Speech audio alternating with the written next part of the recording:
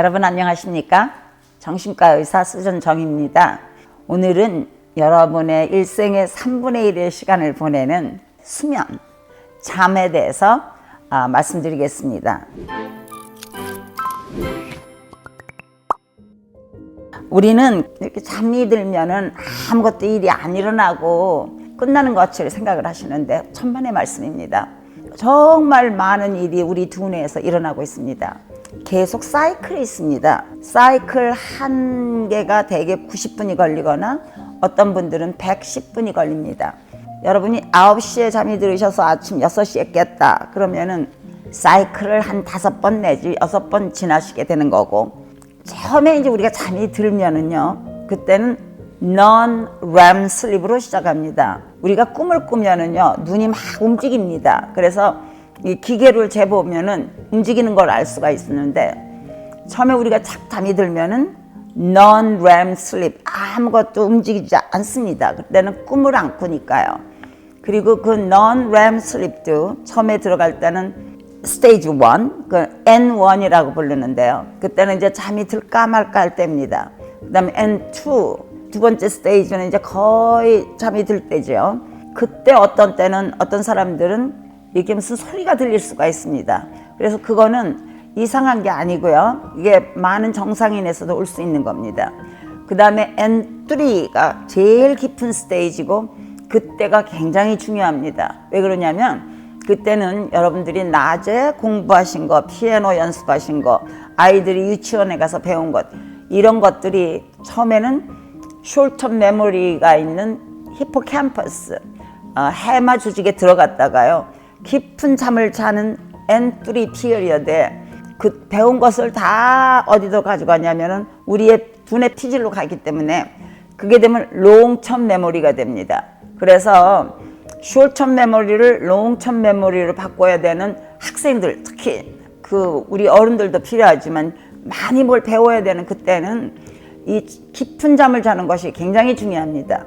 그때 또 그리고 많은 호르몬도 나오는데 그건 조금 이따 설명을 다시 드리겠습니다.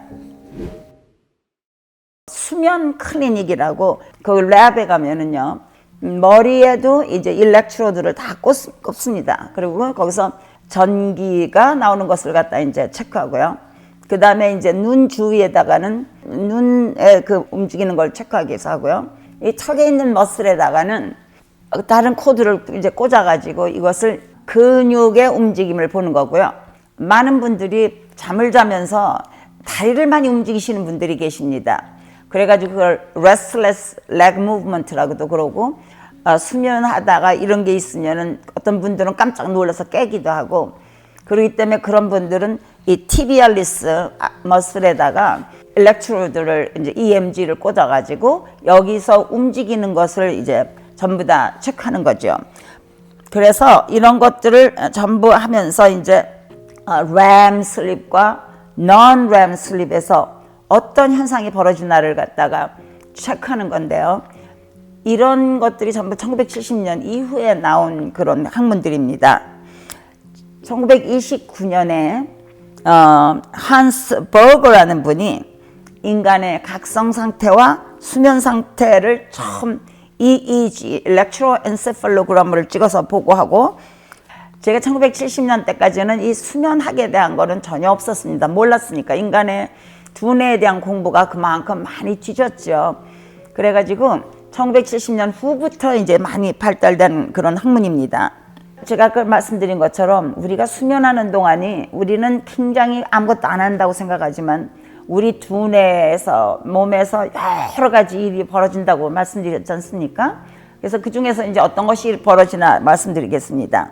우리 심장이 참 그 재미있죠. 그 동면하는 동물들도 깊은 잠이 드는 겨울에는 모든 장기들이 일을 안 하는 것처럼 마찬가지로 처음에 우리가 non-REM 슬립을 할 때는 장기들이 조용합니다. 그래서 특히 하트는 혈류를 보내는 심박, 그다음에 혈압, 뭐 이런 것들이 전부 다 처음엔 낮아집니다. 잠이 팍 들면은.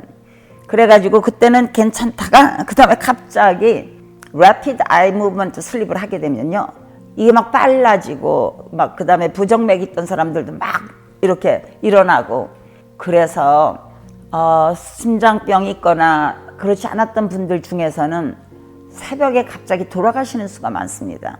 왜냐하면 이때 너무 심장이 빨리 뛰고 그 다음에 부정맥이 막 나타나고 이러니까 그때 이런 문제가 생길 수 있고요. 또 잠이 들 때부터는 우리 그 템퍼러처를 갖다 이렇게 낮게 합니다. 그러니까 온도 낮아지죠. 램 슬립 동안에는 하트가 막 갑자기 이제 부산하게 되죠. 그러니까 이때 그런 문제가 생기기가 쉬운 겁니다. 그 다음에 그 호흡기 계통으로 이제 우리가 자는 동안에는 저 호흡하는데 여기 여러 가지 근육들이 같이 이제 포함되는데 특히 이제 이쪽으로 넘겨주는 그런 머슬들이 전부 다 릴렉스 되니까요. 숨을 쉬는 게 좀 힘들어집니다. 이렇게 특히 이제 여기 편도선이 많이 부었다던가 너무 이제 그 비대해지셔가지고 기도가 좀 이렇게 좁아졌다던가 뭐 이런 분들 숨을 갖다 이렇게 들이쉬다가 나중에 갑자기 이게 산소가 떨어지면은요 우리 그 두뇌에서 SOS가 오는 거죠. 빨리 정신 깨서 숨 쉬어라. 그래서 슬립 앱니어가 오는 겁니다. 그래서 어느 정도 자다가 갑자기 숨이 딱 멎어요. 그래가지고 깜짝 놀라게 돼서 깨는 거죠. 그러니까 이런 분들은 슬립 앱니어가 있는 분들은 낮에 피곤하기가 쉽습니다. 왜냐면 자꾸 깼으니까 자기도 모르게요. 그래서 이 호흡기 계통에 또 이 문제가 생길 수 있고요. 그 다음에 이제 가장 중요한 것이 그러니까 수면 동안에는 여러 가지 호르몬의 변화가 일어납니다. 이제 잠이 들기 시작할 때는 제일 중요한 것이 그로스 호르몬, 성장 호르몬이 나옵니다. 그래서 제가 보는 ADHD 있는 아이들은요, 잠을 굉장히 안 자려고 그러고 간신히 잠이 들어도 얘네들이 깊은 잠을 잘 못 잘 때가 있고 그래서 잠을 잘 못 자는 애들은 이게 성장 호르몬이 안 나옵니다. 그래서 애들이 키가 클 수가 없죠. 좀 어느 정도. 근데 그거를 많은 부모님들은 약 때문에 그렇다라고 오해를 하시는 분들이 계신데요.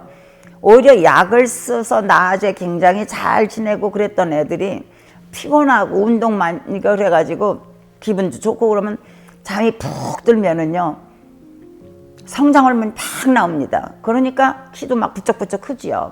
그 다음에 이제 두 번째로는 엄마들이 아기를 갖다가 뱃거나 아기를 이제 출산 후에 젖이 나오는 호르몬이 많이 나오고요. 그 다음에 이제 갑상선의 호르몬이 나오고 그리고 이제 그 성적으로 섹슈얼한 것도 관계가 되는데 많은 남성들에게서 그 램 슬립 도중에는 발기가 됩니다. 그리고 여성들도 그 클리토리스가 일어나고 그 회음부에 가서 많은 블러드가 가서 이렇게 축적되고 그래가지고 그 성기능 하는데 많이 도움이 되는 거죠. 그리고 이것 때문에 많은 이제 남자분들이 어떤 때는 발기부전증이 있을 때 이것이 당뇨병이나 다른 어떤 그러니까 내과적인 병 때문에 오는 건지 아니면 이게 심리적인 건지 그거를 구별하는데 이게 많이 쓰입니다. 왜 그러냐면은 주무시면서 이렇게 발기가 되는 거는 그거는 심리적인 거하고는 상관이 없으니까 낮에는 발기가 안 되신 분들도 이때는 그리고 하이포크레틴이라는 물질이 하이포탈라무스 뇌하수체에서 나온다고 합니다. 그래서 이 물질은 우리가 낮에 이렇게 각성돼 있는 상태를 갖다 유지하는 데 도움이 되는 물질이고요.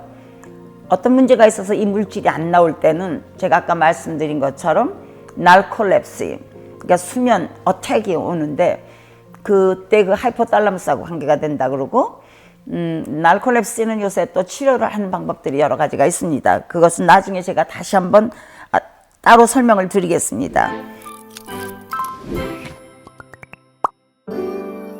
여러분 오늘은 수면에 대해서 말씀드렸는데요. 많은 분들이 정신과적인 병은 이 정신만이라고 생각하고 육체하고 관계가 없다고 생각을 하는데 그거는 정말 천만의 말씀이거든요. 왜냐하면 정신적인 병이 있으면 우리 생각하는 인식에도 문제가 오고 우울증 생각해 보십시오. 식욕 변하죠. 수면 변하죠. 그 다음에 우리 본이 피곤하죠. 그 다음에 어디에 결정 못하죠. 이런 모든 병들이 수면, 그 다음에 식욕. 제가 이 다음에 식욕에 대한 거 다시 한번 말씀을 드릴 텐데 이것이 더 관계됩니다. 그래서 이런 몸의 현상과 우리의 정신적인 현상, 그리고 이런 것 때문에 오는 인간관계, 이게 전부 다 관계되기 때문에 정신적인 질병은 여러분들이 꼭 알으셔야 되고, 많은 분들이 정신과 의사는 미친 사람이나 가는 거다라고 생각하신다면 그건 아주 잘못된 생각이십니다. 오늘 제가 말씀드린 것이 유익하다고 생각하시면 좋아요와 구독을 신청해 주시고요. 알람 신청까지 해주시면 고맙겠습니다. 안녕히 계십시오.